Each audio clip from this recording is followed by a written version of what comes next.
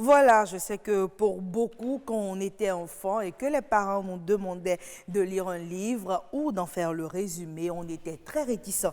En grandissant, on a compris qu'il fallait s'intéresser à la lecture, mais par quel bout le prendre, on ne le sait toujours pas. C'est pourquoi nous avons choisi de parler de la lecture pour tous, de son utilité et de son accessibilité. Merci à vous, Augustino Agbemovo, de nous rejoindre sur ce plateau. Merci beaucoup, Agnès, pour l'invitation. Alors, je dis déjà, vous êtes entrepreneur littéraire. Et comme je vous l'ai dit dans les coulisses, moi, je me demande, qu'est-ce qui vous a incité à entreprendre dans le littéraire? Dans le littéraire. Alors, merci. Vous savez, lorsque j'étais au secondaire, je devais quitter temps prêt pour l'Institut français aujourd'hui. Et parfois, je rentrais en faisant de l'autostop. Et parce que j'aimais la recherche documentaire, j'aime vraiment fouiller dans le livre, savoir tout ce qu'il y a dans les livres. Et donc, lorsque j'ai eu le bac, je me suis dit, mais il faut que j'aide les autres élèves de ma commune. Donc, j'ai mis en place une bibliothèque scolaire. J'avais 17 ans, c'était en 2010. Et petit à petit, on a compris qu'il y avait assez de problèmes dans le secteur, qu'on pouvait apporter quelque chose.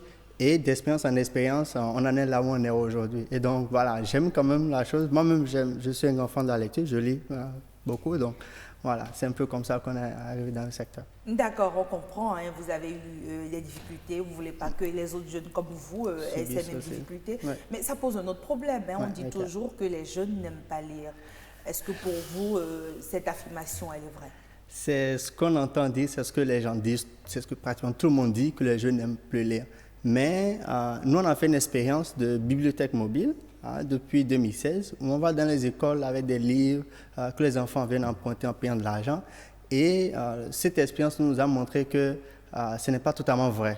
Il y a des élèves, au sein de la jeunesse, il y a cette tranche de jeunes-là qui veut toujours lire, qui veut toujours avoir un accès au livre. Et c'est parce que réellement, l'accès n'est pas facile, que lorsque vous prenez le portable est vite à portée de main qu'un livre, mais du coup, l'enfant sera vite tenté d'aller vers le portable ou d'aller vers la télévision que d'aller vers le livre. Et donc, nous, avec la mobilité, lorsqu'on a rapproché le livre des élèves, on a senti un certain engouement, un certain intérêt auprès de ces jeunes-là. C'est vrai que quand on prend l'autre tranche de la jeunesse qui est plus connectée, la question également se pose, est-ce que cette tranche-là lit? Mais pour cette tranche-là, il y a aujourd'hui les e-books, les livres audio et ainsi de suite. Donc, pour nous, ce n'est pas totalement vrai. Il y a à nuancer, en fait, la chose.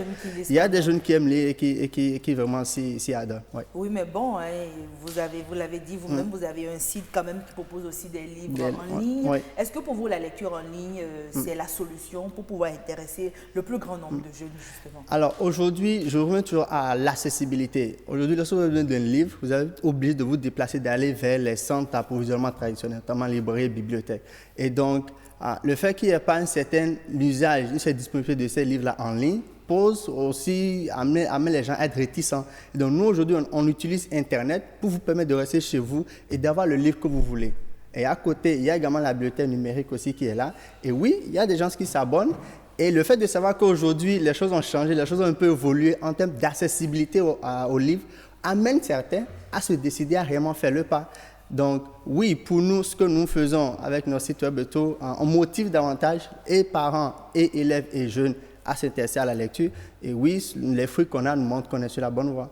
Mais pour la lecture en ligne, d'autres pourront vous parler de mots Dieu, parce que finalement, on a de très petites écritures, et avec la lumière et tout, au fur et à mesure, est-ce qu'on ne peut pas dire que cette lecture en ligne peut être néfaste? Alors, vous savez, il n'y a rien qui soit sans inconvénient. Certains disent, qui sont tout le temps connectés, qui sont tout le temps sur leur portable, donc pour eux, c'est plus aisé de lire sur portable, sur ordinateur. Pour ceux-là, ils ne vous parleront même pas de mots Dieu. Mais pour d'autres, la lecture papier, lorsqu'on touche le livre, il y a une sensation. C'est comme un sentiment qui naît entre vous et le livre. Et donc, il y a certains qui restent toujours attachés au livre papier et qui veulent toujours avoir le livre papier à côté d'eux. Et donc, non, vous savez, il n'y a rien aujourd'hui qui soit sans inconvénient. Et les choses évoluent, il faut s'adapter, il faut aller de l'avant. Tout est dans la gestion, tout est dans votre fréquence d'utilisation de votre portable pour lire et tout. Et, il ne faut pas qu'on oublie, il y a eu des applications de lecture. Nous en offrons via notre plateforme. On offre une application de lecture qui vous permet de réguler la luminosité, de faire des marque-pages, de faire des commentaires, ainsi de suite. Et donc, oui, aujourd'hui, on tient compte de ces paramètres-là. Toujours pour amener les gens, quelle que soit votre préférence, quel que soit ce que vous aimez, toujours pour que vous aimez tous les, que vous ayez toujours cette source ultime du savoir que le livre D'accord. apporte. Parlons maintenant de ceux dont il est question, Oui. justement, avec Oui. vous. Comment est-ce qu'on choisit son livre? Parce que là, il ne faut pas lire aussi tout et n'importe quoi. Ouais. On parle quand même d'un public, votre public notamment, il est très très jeune. Jeune, ouais. Est-ce que pour vous, vous pouvez nous situer à peu près quels sont les genres littéraires qui les intéressent? Alors, quand vous prenez le jeune, disons l'élève, donc de la sixième en terminale, je prends le premier cycle, la sixième en troisième, c'est ce public-là qui aime plus les images, les romans imagés, les romans jeunesse, les bandes dessinées. Quand vous évoluez, les intérêts changent et donc les filles, par exemple, aiment tout ce qui touche un peu aux arlequins, aux histoires de rose et ainsi de suite. Quand vous évoluez, quand je prends les professionnels, vous aimerez tout ce qui touche à votre domaine. Si je vous présente un livre que j'ai d'ailleurs en sac et je sais que vous allez faire la commande, un livre sur le journalisme, vous serez plus enclin à le prendre qu'un livre sur le BTP par exemple. Et donc, en fonction de chacun a ses préférences. Et nous, on est plus dans l'objectif de vous présenter des choses qui cadrent avec votre domaine d'activité, histoire que vous voyez le lien, que vous soyez plus enclin à prendre. Donc, oui, on est focalisé sur les élèves, sur les jeunes, mais on va aussi vers les adultes et on leur propose des choses vraiment ciblées aussi. Mais qu'est-ce qui intéresse les adultes, dites-nous? Ce qui intéresse les adultes, c'est d'abord, comme je l'ai dit, les gens aujourd'hui veulent se développer dans leur domaine. Ils veulent vraiment grandir, ils veulent apprendre. Le développement de leur entreprise. Le développement de l'entreprise. Il y a aujourd'hui l'éducation financière qui est une thématique aujourd'hui très, très répandue. Et beaucoup... On veut tous devenir riches. Riches. On veut de l'argent à peu près. Et donc, oui, il y a de ces livres-là qui sont là. Tout le monde veut être quand même un bon leader. On veut être un exemple de la société. Et donc, les gens aussi veulent lire ce genre de livres pour développer un certain nombre d'aptitudes, de comportements, de manière de penser, de manière de voir, et ainsi de suite. Quand vous prenez les jeunes entrepreneurs, comme moi, on veut tous réussir. Mais on n'est pas... Il faut apprendre des autres aussi. Il faut apprendre des autres également. Donc, c'est tout cela qui amène un peu les adultes aussi à commander un peu les livres sur notre plateforme. Et nous sommes heureux de les livrer. Aujourd'hui, j'en ai fait pas mal de livres déjà. D'accord. Est-ce que vous pouvez dire avec moi, tout haut sur ce plateau, qu'aujourd'hui, on ne peut pas dire que pour cacher un livre, quelque chose à un Africain, il faut le mettre dans un livre? Je dis vous êtes mitigé. Oui, on l'est toujours parce que la chose n'a pas encore pris comme on le souhaite. Ouais, très peu de parents ont le réflexe, par exemple, d'offrir un livre aux enfants. Alors, on est en octobre, les fêtes de fin d'année s'approchent. Combien de parents vont inclure au moins un petit livre dans les cadeaux qu'ils vont offrir à leurs enfants? Voyez un peu. Et donc, lorsqu'on n'est pas encore à ce niveau où l'achat du livre n'est pas encore un certain réflexe, malheureusement, on serait obligé de dire que quand vous voulez cacher quelque chose d'africain, il faut le mettre dans un livre. Mais, il faut le reconnaître, il y a assez d'efforts qui sont faits aujourd'hui et nous, on est quand même satisfaits. Hein. D'accord. On sait encore qu'il y a du chemin, mais je sais que dès que vous allez commander le livre que j'ai pour vous... Est-ce que je le commande? Ah, ben oui, je vous le dis, je ne le prends pas. Déjà, j'aimerais qu'on revienne sur un aspect. Vous avez dit qu'il y a des enfants qui aiment lire et d'autres pas. Mais je pense quand même que dans d'autres cultures, il y a des méthodes peut-être psycho-pédagogiques pour intéresser l'enfant, pour l'amener à aimer la lecture. Quand on prend par exemple les séances du coucher où la maman lit un livre, un conte, est-ce que si on adopte aussi ce genre d'attitude, ça peut mettre l'enfant dans de bonnes conditions pour s'intéresser à la lecture? Alors, c'est des méthodes qui sont employées sous d'autres yeux, qui marchent, qu'on peut aussi expérimenter chez nous, mais la plupart des parents vous diront on n'a pas le temps, quand on rentre le soir, on est fatigué et tout. Et nous, ce qu'on propose une fois encore, c'est que les parents, pour susciter, pour cultiver, en tout cas, pour semer l'amour du livre au sein de l'enfant, dans l'enfant, il faut au moins lui offrir ne serait-ce qu'un petit livre à chaque moment. Mais il y a des parents qui vous diront, si vous permettez, une petite sortie de route, il y a des parents qui vous diront que l'enfant, il ne lit même pas, ne finit pas de lire le livre au programme. Tous les livres qui sont au programme, il n'a pas fini de les lire. Pourquoi lui en offrir un autre? Lorsque nous, on va dans les écoles, les élèves préfèrent plus aller vers les autres livres que d'avoir les livres au programme. Il y en a, oui, malheureusement. Je ne sais pas si cela aussi est conseillé. Non. Il faudrait qu'ils se concentrent aussi un peu sur les études. Oui, ils le font.